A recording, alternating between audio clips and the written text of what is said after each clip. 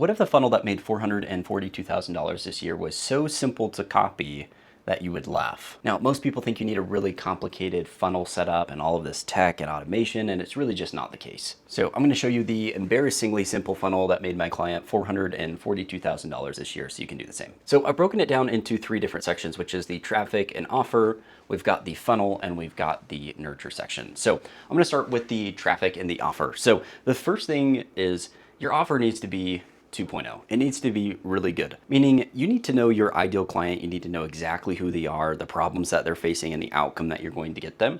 And most importantly, which I'll probably talk about in another video, which is market research. The only way to be successful with any type of offer is to have done your market research first.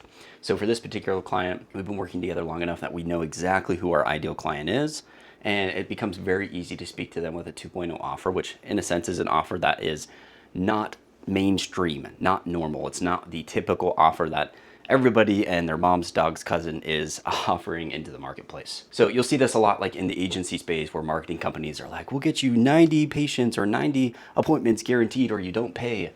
And that's just, it's an overused offer, and it's a clear demonstration that you don't know who your ideal client is. Now, the way that we run the traffic is we are running simple iPhone ads. So this is quite literally just a talking head video of the owner walking and talking. They might be in the park, walking down the road, and it's literally them just walking and talking. And the script doesn't have to be exact, doesn't have to be perfect. It's meant to be more of a loose script. And the reason that we do this is right now there's so much AI garbage out there. There's so much going on that people are really resonating with these simple, authentic, iPhone style videos. I call them unfancy or ugly ad videos. Now, the best way to edit these yourself is to use the Edits app. It's by Instagram, and you can actually film and edit all of your videos in the app there. So this is what it looks like when you're in the app. You can essentially record. You'll also have a teleprompter, like a green screen if you needed. And then when you go to edit, so I'll just do like a quick little video. When you go to edit, it's gonna have a full timeline. You're gonna be able to add captions immediately, clip, edit, everything that you need all in one app. So there's no need for like CapCut or paying for any expensive tools, and you can do it all from your iPhone. With these particular ads, the old way of running ads on Meta, which is now Facebook and Instagram, is specifically like targeting. So you used to have these complex advanced targeting audiences and multiple layers of stacking audiences. With the new Andromeda update that came in August, the new way is that the creative is the targeting. So no longer do you need to go in and set up all of this advanced targeting. Your ad, specifically the psychographics, which is going to be what the ad says, what the headline says, what the copy says, it's going to speak to a specific audience. Now, when you submit an ad to Facebook, Facebook's algorithm and their AI analyzes everything about that ad.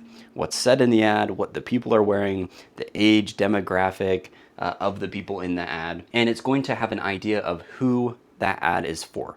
AI is really smart. Meta's not stupid. They have trillions of data points, and they know who to place your ad in front of. Now, sometimes if you have like a brand new ad account, you might do a little bit of targeting with a fresh account just to get Facebook pushed in the right direction. But for the most part, all of my clients that I'm working with, we're now just doing complete open targeting. Now, for example, I just had a client this past 2 weeks where we had a campaign that was running, getting a cost per lead of about $60, which is still great for this specific industry. The performance started to dip and ad costs started to increase. So we relaunched a new campaign and we switched it to open targeting because we actually hadn't run an open targeting campaign with this particular client. And our lead cost dropped all the way to like $24.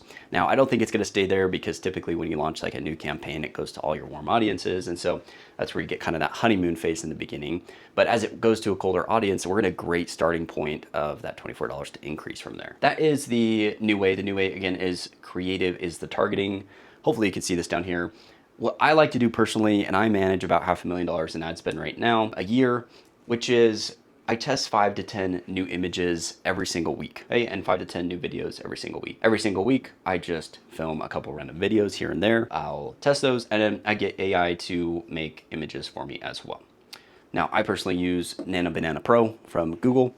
That seems to be what gets the best image for me. And then I break this up into a testing campaign and a scaling campaign. I'll do a deeper dive video into that, but essentially we put all of our new creatives in a testing campaign that's only cold audience so that we can prove the winners, the creative winners, hence the testing campaign. And then when those are winners, we copy the Facebook post ID and we put that into a scaling campaign. Okay, so that's the traffic and offer. Let's dive into the funnel section. Now, a question that I get asked a lot is, should I do lead form or should I do landing page? The correct answer is it doesn't matter. What matters is specifically that you have your market research done properly. You know exactly who you talk to, and you know exactly how you can help them. At the end of the day, it does not matter if you're doing a lead form or if you're doing a landing page. Now, for this particular client, we're actually doing both to prove that it does not matter. We've ran lead form for years. I've put multiple 7 figures in revenue through lead forms, and same thing for landing page.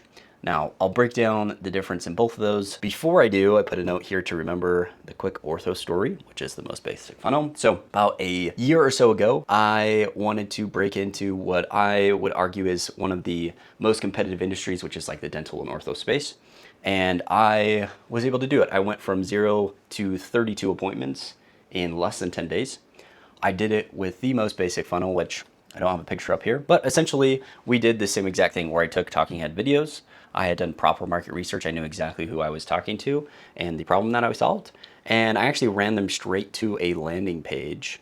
And the cool part about this is, one, the landing page had 8 questions on it. So this was a heavy application. It asked for name, email, phone number, and then it was 5 or 6 different questions that would qualify them to be able to go to the calendar page.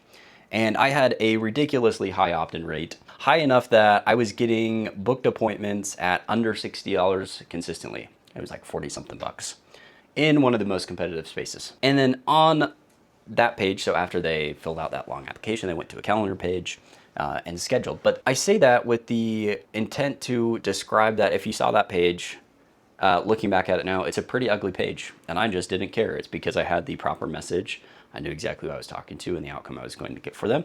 And at the end of the day, it doesn't matter what funnel you're sending them through. The funnel is just the mechanism that you're using to get the outcome that you're wanting. So it doesn't matter if it's a lead form, a landing page, a low ticket offer, a webinar, whatever. It doesn't matter if you don't have your market research done properly, which at this point I'm going to do another video about. But for this particular client, let's break down. We had both a lead form and a landing page running. On the lead form, I do what I call is a 2-step intent questionnaire. So most people associate lead form with lower quality leads. And while that can be the case, it also can't be the case when you do it properly, which is you ask qualifying questions. And if they don't meet your qualifications, they don't become a lead, meaning you kick them out of the form. And you can do that on Facebook based on how they answer. They get routed to certain end pages and they either become a lead or don't become a lead. Now, a trick of the trade that I learned many years ago that has worked ridiculously well that allows us to get about 33% of leads right off the bat to schedule after filling out a lead form is on the thank you page, so the end page for the lead form. Typically it will say like, thanks, you're all set, a member of our team will reach out, and then you can have like a link to a website. And that is just wasted space. What I do is I edit all the language on it. And I usually say something along the lines of, wait, you're not done. Skip the line below and schedule a call. And I put that button down there as schedule free consultation or assessment or whatever the type of call is. And we typically get about 33 to 35% of leads right off the bat to schedule a call. So that's pretty cool. That works really well. On the landing page, this is a long form landing page. So it basically has a headline and like 3 paragraphs of text. It technically goes just below the fold. And then at the bottom, it has a button that says, see if you qualify. Now, again, this page is a pretty ugly looking page. The only reason it works is because we're talking to a very specific person and we have our market research down. And so I know when I run a page and I can talk about the exact problem that they're facing in a way that nobody else has described or talked about, then they are going to read that and they're going to click on that button. The other reason we do this is nowadays with the new Andromeda update is Conversion API is super crucial. So if you're not familiar with Conversion API, it's basically sending the buyer's data or information of the individual that opts in. It's sending their data back to Facebook through a Conversion API key. Basically, what it does in a nutshell, I'm not a techie, but it sends more rich data back to Facebook so that they have a better idea of who's filling out this information. And when we give Facebook better data, they can make better decisions on who they're pushing your ad and information in front of. That is both the lead form and the landing page. Again, it does not matter. What matters is that you've got your market research down. So That is the funnel. We'll dive into the nurture. So for the nurture side of things, what I do is I do an initial 30-day SMS and email nurture sequence. So when they opt into the lead form or the landing page and they don't book, so again, 33% book here, and then over 50% book here because they go from this page to a calendar page. So the ones that drop out the bottom that filled it out and don't book, I send them straight to a 30-day SMS and email nurture. Now, I do a 2x10x30, which is I text them twice a day for the first 4 days, once per day for 10 days, and then it trickles off for 30 days after that before they enter into like my main list and reactivation campaign. I want to talk about what I call first base principles or first base principle. This is a principle that I learned a couple years ago that has worked tremendously well, which is, so in baseball, I grew up playing baseball. The idea or the goal is to get a runner around the bases back to home plate. When you get back to home plate, you score a run. And I just noticed you can see the light. Hopefully you can read that. I don't care. Anyways, again, the idea is that you're getting a runner around the bases without getting tagged out. How it works is you don't just have a runner that immediately they start at home, they hit the ball, and then they're like immediately get to home base, home plate. They have to go to first base first, and then second, and then third before they finally earn the ability to potentially get to home. Same principle with like dating. You don't just like, the first date isn't down at the courthouse to get married unless you just met last night in Vegas or something. There's typically a process of like nurture and building that relationship. And so same thing with baseball, same thing with dating. And this works exactly with nurturing our leads. So too many times I see where you get a new lead and the first message is like, hey, do you want to buy my thing? Do you want to book an appointment? Here's all my stuff. Send me 10K or whatnot. And that's just not how it works. You have to develop a relationship and you have to start at the bottom of the conversation and work your way around to earn your right to go to home base. The way that I do this, my first text message, if you think about like psychology and the actual goal of a text message, what am I trying to do? Well, I send a text message. I'm trying to get them to respond. I'm trying to get them to reply. So wouldn't it make sense that I send a text message that would just have the highest response rate regardless of what the text message said? In theory, yes. So my text message that goes out, the first text message is, hey, first name, did you just fill out a form to get more information on specific outcome XYZ? It's a yes or no question. It's the easiest question to answer. You type yes, super simple. And we get a really high response rate. That text message has gotten the highest response rate out of anything we've tested. Again, that's, hey, first name, did you just fill out a form to get specific outcome? They're not agreeing to book an appointment. They're not agreeing to buy your thing. They just clarify that, yes, I just filled out your form. And just by getting that initial response, we can then reply and the odds of them responding again are going to increase. When we pair that with the 60-second rule and AI, it works really well. 60-second rule is essentially that there's that study by MIT, HubSpot, whoever, I don't know who owns that study because it's been passed around so many times. Somebody's got a study that says if you respond to your leads in less than 60 seconds, you'll have a 4x output.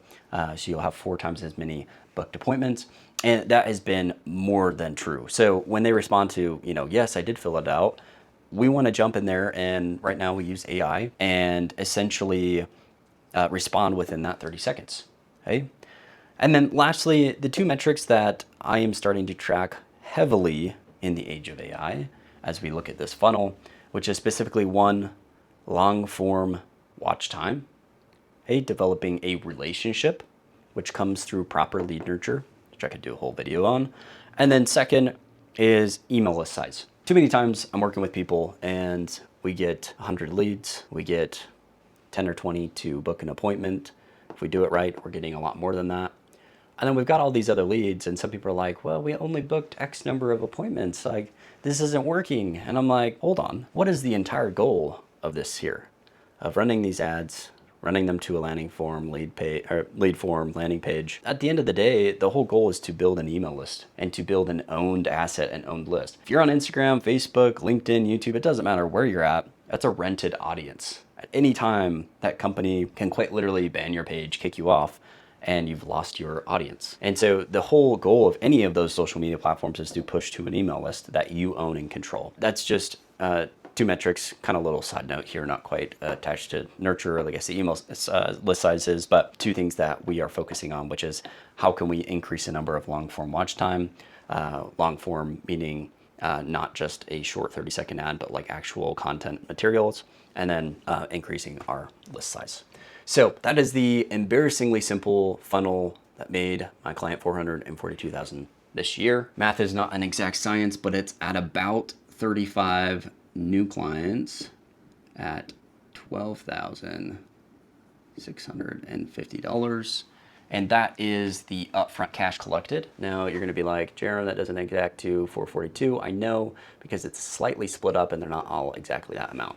But that many new clients at that ticket amount, that is just counting the cash collected. That's about 30% of contracted value. So that's 30% of contracted value, which in my mind is about 1.2 million in contracted value and cash collected 442. I hope you enjoyed that video. If you liked it, consider subscribing. And if you also liked this video, check out this one, which YouTube recommends to watch.